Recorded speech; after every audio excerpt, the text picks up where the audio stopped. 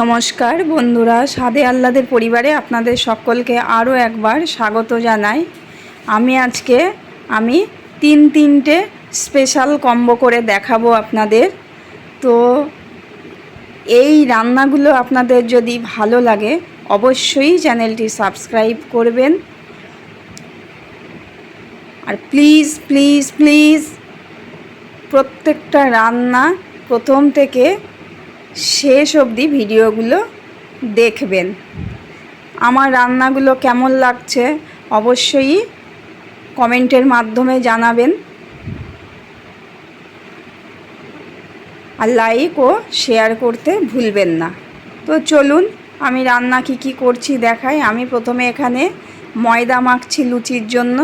এখানে আমি ময়দা নিয়েছি, অল্প পরিমাণে আটা নিয়েছি, ময়ামের জন্য সাদা তেল, অল্প পরিমাণে ঘি, লবণ আর চিনি, এই কটা জিনিস দিয়ে আমি ময়দাটা আগে ময়াম দিয়ে নেব। ময়দাটার সঙ্গে আমি আটাটা মিশিয়েছি যাতে লুচিটা সফট হয়, আর শুধু ময়দা দিয়ে করলে চামড়া চামড়া হবে। ভালো করে আমি ময়াম দিয়ে নিয়েছি। প্রথমে ময়ামটা খুব সুন্দর করে যে দিয়েছি তার জন্য এটাকে আমি মুঠো করে নিয়ে একটা শক্ত ডো করে দেখাচ্ছি, যেটা ময়ামটা ঠিকঠাকভাবে দেয়া হয়েছে। এইবার আমি জল দিয়ে দিচ্ছি। জল দিয়ে আমি ভালো করে ময়দাটা মেখে নিচ্ছি। ময়দাটা খুব সুন্দর করে মাখতে হবে। ঘিটা দিলে কি হয়, লুচিটা খুব সুন্দর খাস্তা হয়।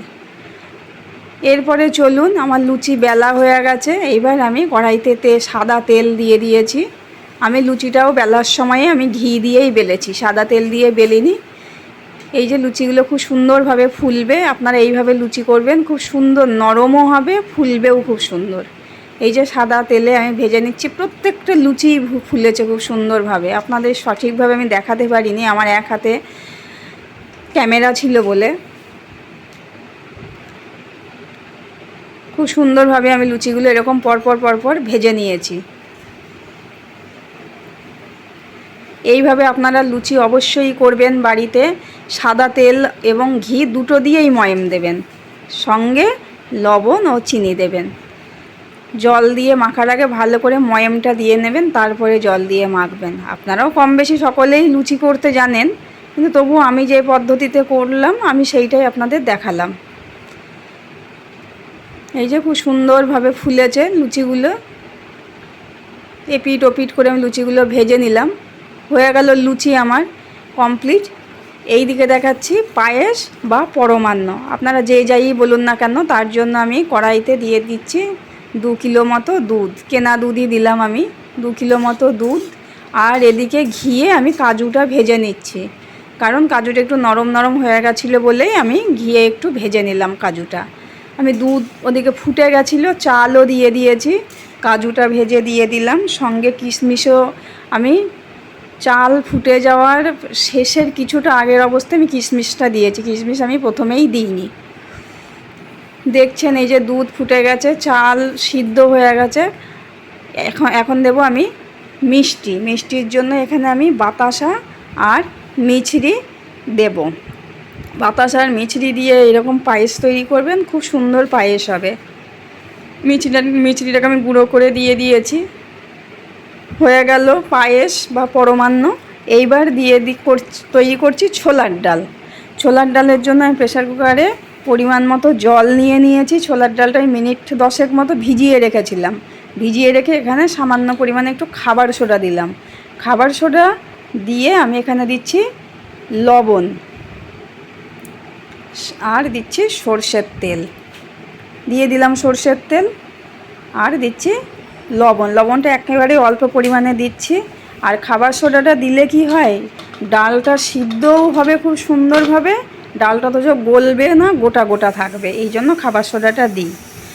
এখানে আমি 3টে সিটি দিয়েছি। দিয়ে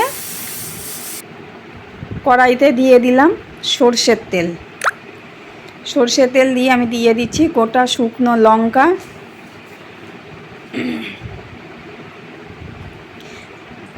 আর দেব গোটা জিরে আর তেজপাতা দিয়ে দিলাম। আমাদের বাড়িতে হিং চলে না, হিং আমরা কেউই খাই না, যার জন্য হিং আমরা ফোড়নে ব্যবহার করি না, হিং একেবারেই চলে না। আর ওই তেলে দিয়ে দিচ্ছি কাজু আর কিশমিশ। যারা হিং খাবেন আপনারা হিং ফোড়ন দিয়েও এটা করতে পারেন। দিয়ে দিচ্ছি হলুদ গুঁড়ো। এবার একটু ভালো করে নাড়িয়ে নিয়ে আমি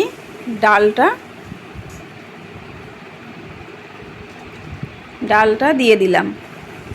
দেখছেন ডালগুলো গোটা গোটাও থাকবে, অথচ খুব সুন্দরভাবে সিদ্ধ হবে, এই জন্য আমি খাবার সোডাটা ব্যবহার করি। কিঞ্চিত মাত্র একটু খাবার সোডা দিয়ে এরকম করবেন, খুব ভালো হবে। এই যে ডালটা দেখছেন, আমি আর কোনো ডালে জল দিইনি, যেটাতেই ওই জল ছিল ওই জল দিয়েই হয়ে যাবে। এই যে ডাল ফুটছে, এখানে দিয়ে দিচ্ছি ছোলার ডাল, তো একটু মিষ্টি মিষ্টি ভালো লাগে, ওই জন্য দিয়ে দিলাম একটু চিনি। আর শেষে আমি গরম মশলার ঘি দিয়ে ডালটা নামিয়ে নেব। আপনাদের এই বার্থডে স্পেশাল কম্বোগুলো কেমন লাগলো অবশ্যই কমেন্টের মাধ্যমে জানাবেন। আমি যেভাবে করি সেভাবেই আপনাদের তৈরি করে দেখালাম। আর যদি রান্নাগুলো ভালো লাগে অবশ্যই কমেন্টের মাধ্যমে জানাবেন, লাইক ও শেয়ার করবেন। ভালো থাকবেন, সুস্থ থাকবেন। নমস্কার।